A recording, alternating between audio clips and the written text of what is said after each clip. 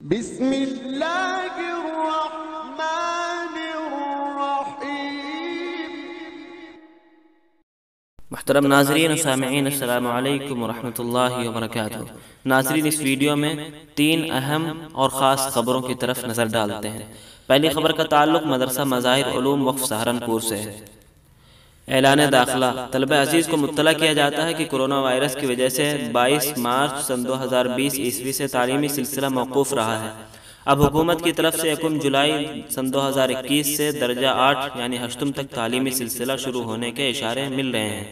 اس لیے جاری guide line کے مطابق آن لائن داخلے شروع کیے جا رہے ہیں۔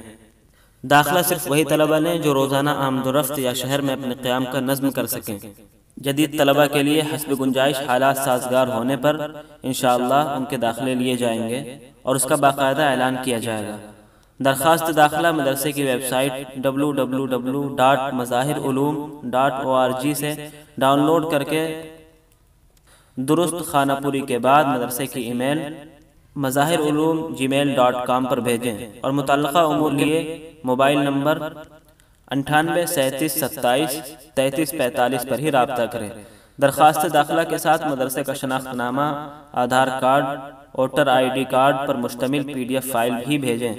فارم داخلہ کے اندراجات ڈاکومنٹ کے مطابق ہونا چاہیے۔ نام، ولدیت اور پتہ صحیح لکھیں، بعد میں کوئی تبدیلی نہیں ہوگی۔ نوٹ: جب مدرسے کی طرف سے آنے کی ہدایت دی جائے تبھی سفر کریں۔ ناظرین، یہ تھا مدرسہ مظاہر علوم وقف سہارنپور کا اعلان داخلہ۔ ناظرین، ہم دوسری خبر کی طرف بڑھتے ہیں۔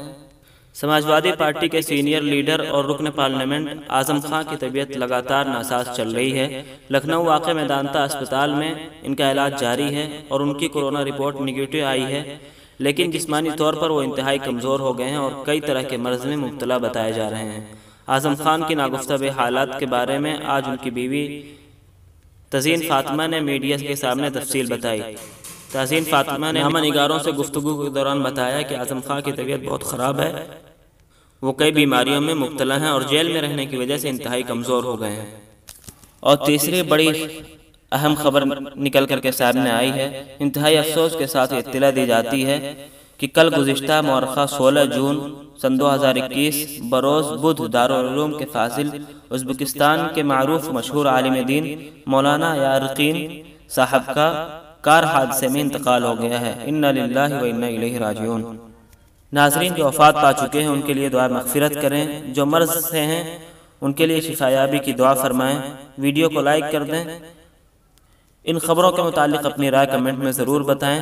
آپ کے کمنٹ سے بہت کچھ رہنمائی ملتی ہے۔ اس طرح کی اور بھی بہت سی ملی خبریں، دینی و اصلاح بیانات، حمد و نعت نظم اور عمدہ مضامین کے لیے ہمارا چینل سبسکرائب کر لیں، بیل آئیکن ضرور دبائیں۔ جزاکم اللہ، والسلام علیکم ورحمۃ اللہ۔